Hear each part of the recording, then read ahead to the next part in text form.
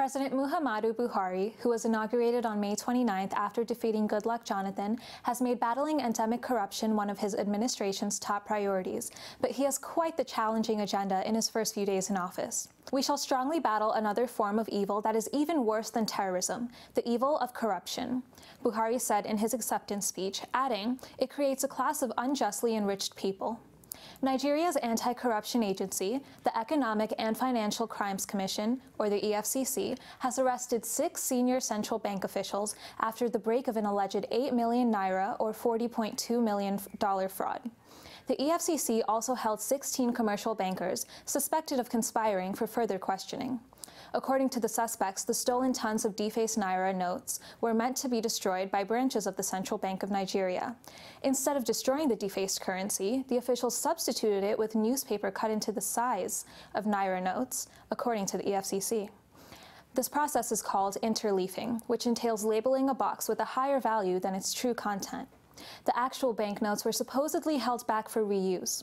The central bank says it uncovered the problem during an internal audit and handed over the money to the staff at the EFCC. The fraud is partly to blame for the failure of government monetary policy over the years, as currency mop-up exercises by the Apex Bank failed to check the inflationary pressure on the economy. Many analysts say the EFCC has been extremely weak when it comes to fighting corruption, as low-ranking officials tend to be investigated rather than so-called big fish who appear untouchable. The suspects were members of the bracketing panel, which handles the destruction of defaced notes from commercial banks.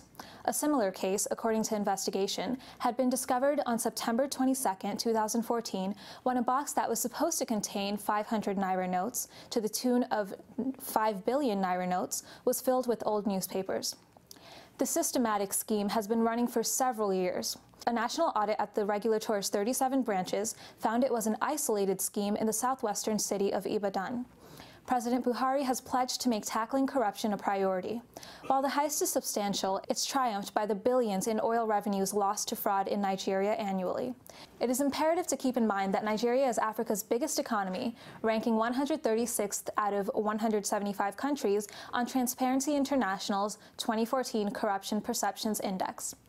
46% of Nigerians continue to live below the poverty line, according to the World Bank.